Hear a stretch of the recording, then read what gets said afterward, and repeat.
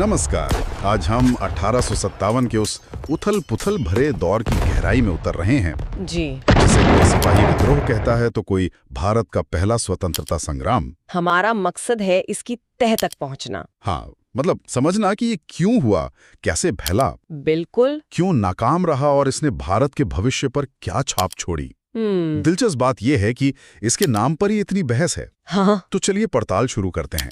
आखिर कैसे मेरठ की एक चिंगारी ने देखते ही देखते उत्तर और मध्य भारत के बड़े हिस्से को अपनी चपेट में ले लिया और ब्रिटिश राज की जड़ों को हिलाकर रख दिया। हाँ, स्रोत बताते हैं कि ये अचानक नहीं हुआ। मतलब ऐसा नहीं कि बस एक दिन सब भड़क उठे। नहीं, बिल्कुल नहीं।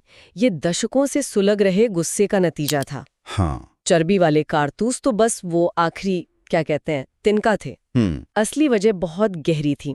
राजनीतिक, आर्थिक, सामाजिक, धार्मिक, सैनिक, हर तरफ असंतोष का मतलब बारूद जमा हो रहा था। सही। अंग्रेजों की नीतियां लगातार भारतीय समाज के अलग अलग वर्गों को चोट पहुंचा रही थी। राजनीतिक मोर्चे पर अगर देखें तो लॉर्ड डलहौजी की वो व्यापकता का सिद्धांत, डॉक्ट्रिन ऑफ लैप्स जिसे कहते हैं। हाँ, वो तो बहुत बड़ा कारण थी। जिसके तहत अगर किसी शासक का अपना पुरुष वारिस नहीं तो उसका राज्य सीधे अंग्रेजों के कब्जे में। बिल्कुल। झांसी, सतारा, नागपुर, कितने ही राज्य थे जो ऐसे हड़प लिए गए। और अवध को तो कुशासन का बहाना बनाकर मिला लिया। हाँ, वो भी। तो इन विलयों ने शासक वर्ग को तो नाराज किया ही होगा, जाहिर है। हाँ, साथ ही उन रियासतों से जुड़े लाखों लोग, सैनिक, दरबारी, कारीगर, वो सब बेरोजगार हो गए, असुरक्षित महसूस करने लगे।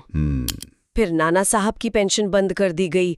मुगल बादशाह बहादुर शाह जफर का अपमान हुआ। उन्हें लाल किला खाली करने को कहा गया, सिक्कों से नाम हटा दिया गया। उनका अपमान नहीं था, ये उस पूरी व्यवस्था से जुड़े लोगों और उनकी पहचान पर हमला था। मतलब एक तरह से उनकी पूरी दुनिया ही उजड़ रही थी। और आर्थिक स्तर पर ब्रिटिश नीतियों का असर तो आम आदमी पर भी पड़ रहा था, जाहिर है। अरे बुरे तरह पड़ रहा था। अंग्रेजों ने भारत को अपने उद्योगों के लिए मतलब कच्चे माल का स्रोत बना दिया और अपने तैयार माल का बाजार। बिल्कुल। तो नतीजा क्या हुआ? भारतीय हस्तशिल्प, कपड़ा उद्योग, ये सब तबाह हो गए। कारीगर, बुनकर सब कंगाल हो गए। और किसानों पर लगान का बोझ इतना ज्यादा था कि उनकी तो जैसे कमर ही टूट गई। जमीनें साहूकारों के हाथ में जा रही थी। ये आर्थिक निचोड़ कई दशकों से चल रहा था और इसने ग्रामीण भारत में जबरदस्त गुस्सा भर दिया था। प्लासी के बाद से ही असंतोष पनप रहा था। फिर सामाजिक और धार्मिक कारण भी थे। अंग्रेजों ने सती प्रथा खत्म की, विधवा पुनर्विवाह को कानूनी मान्यता दी, और वो 1850 का धार्मिक अधिनियम जिससे धर्म बदलने पर भी पैतृक संपत्ति का अधिकार बना रहता था। हाँ, तो क्या इन सुधारों को, जो शायद अच्छे इरादे से किए गए हों, उनको भी परंपरा पर हमले की तरह देखा गया? बिल्कुल देखा गया। कई भारतीयों को, खासकर जो रूढ़िवादी तबका था, उनको लगा कि अंग्रेज जानबूझकर उनके धर्म और रीति रिवाजों में दखल दे रहे हैं। ऊपर से ईसाई मिशनरियों को धर्म प्रचार की खुली छूट। तो इससे ये डर फैला कि अंग्रेज सबको ईसाई बनाना चाहते हैं। अच्छा।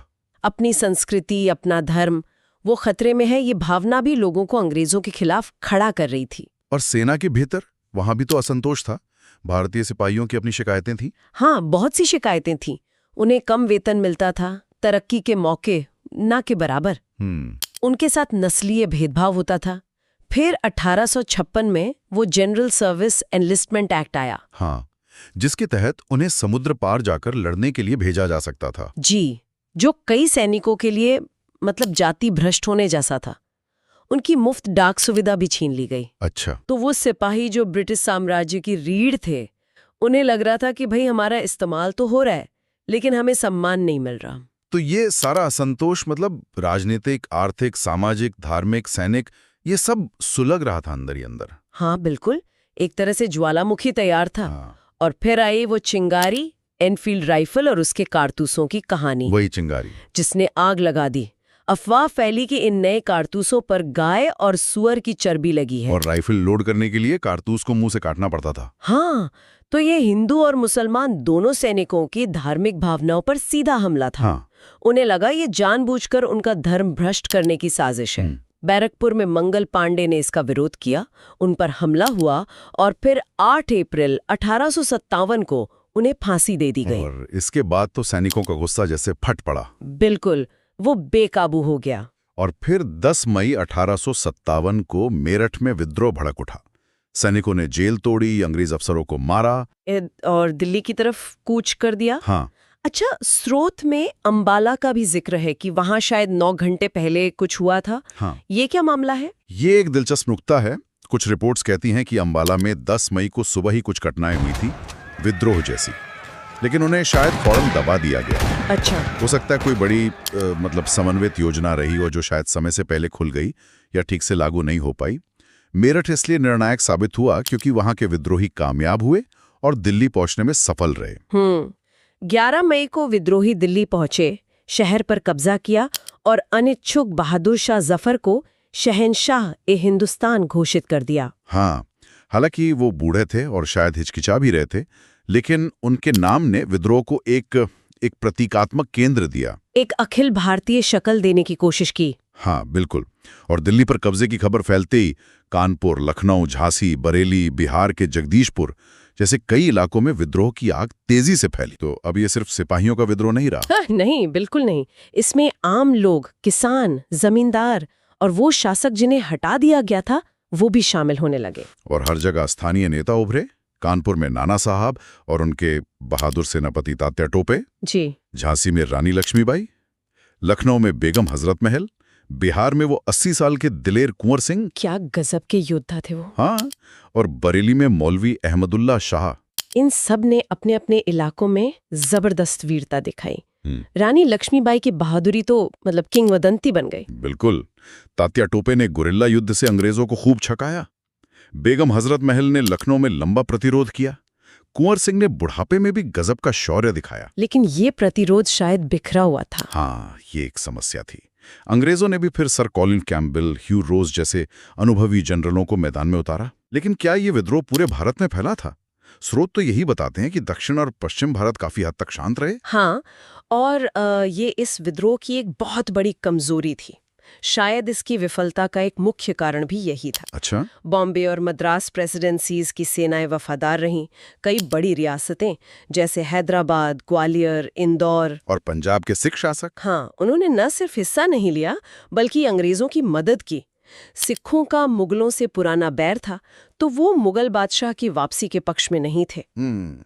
तो इस सीमित फैलाव ने अंग्रेजों को इसे मतलब टुकड़ों टुकड़ों में कुचलने का मौका दे दिया। बिल्कुल, उन्हें आसानी हो गई। अंग्रेजों ने इसे दबाया कैसे? जाहिर है सैन्य ताकत का इस्तेमाल तो हुआ ही होगा। हाँ, सैन्य ताकत का इस्तेमाल हुआ और बेइंतहा क्रूरता के साथ। लेकिन सिर्फ अपनी ताकत से नहीं। अंग्रेजों की एक सफल रणनीति थी भारतीयों को ही भारतीयों के खिलाफ इस्तेमाल करना। अच्छा। जैसा हमने कहा, कई राजे रजवाड़े और जमींदार उनके साथ थे। गोरखा और सिख रेजिमेंटों ने विद्रोह को दबाने में अहम भूमिका निभाई। तो यहीं से वो फूट डालो और राज करो की नीति और पुख्ता हुई। बिल्कुल, यहीं से वो उनकी औपचारिक नीति बन गई एक तरह से। और दमन की क्रूरता, उसके बारे में क्या कहा गया है? वो भरावा थी। हजारों विद्रोहियों और यहाँ तक कि आम नागरिकों को बिना मुकदमे के फांसी दी गई, पेड़ों से लटका दिया गया। बाप रे। कई विद्रोहियों को तोपों के मुंह से बांधकर उड़ाया गया, दहशत फैलाने के लिए। सिर्फ दहशत फैलाने के लिए? हाँ। दिल्ली पर दोबारा कब्जे के बाद अंग्रेजी सेना ने भयानक कत्लेआम और लूटपाट मचाई। इलाहाबाद और कानपुर जैसे शहरों में जनरल नील जैसे अफसरों ने निर्दोषों तक को नहीं बख्शा। ये बर्बरता विद्रोह के बाद भी काफी समय तक जारी रही, ताकि भविष्य में कोई सिर उठाने की हिम्मत ना करे। तो फिर ये क्रांति या विद्रोह जो भी कहें, आखिर नाकाम क्यों हुआ? नेतृत्व की कमी तो एक बड़ा कारण लगता है। हाँ, निश्चित रूप से। कोई एक मजबूत केंद्रीय नेतृत्व नहीं था जो पूरे आंदोलन को दिशा दे सके। बहादुर शाह जफर तो सिर्फ नाम के नेता थे। हाँ, बिल्कुल। और क्षेत्रीय नेता जैसे रानी लक्ष्मीबाई, नाना साहब, कुंवर सिंह, बहादुर तो बहुत थे, पर वे ज्यादातर अपने अपने इलाकों के लिए लड़ रहे थे। उनमें आपसी तालमेल की कमी थी। हाँ, एक साझा रणनीति का अभाव था। अंग्रेजों की तरह उनके पास कोई एकीकृत कमान नहीं थी। और संसाधनों की भी कमी रही होगी, हथियारों की, रसद की। बिल्कुल। विद्रोहियों के पास अंग्रेजों जैसे आधुनिक हथियार, गोला बारूद कहाँ थे? वो ज्यादातर तलवारों, भालों और पुरानी बंदूकों से लड़ रहे थे। और अंग्रेजों के पास? उनके पास बेहतर हथियार तो थे ही, साथ में रेलवे और टेलीग्राफ जैसे संचार और परिवहन के आधुनिक साधन भी थे। हाँ, इससे वो तेजी से सेना और खबरें भेज सकते थे। बिल्कुल। विद्रोही इस मामले में बहुत पीछे थे। और जैसे हमने पहले भी कहा, पूरे देश का और समाज के सभी वर्गों का साथ नहीं मिला। हाँ, ये भी एक बहुत अहम कारण था।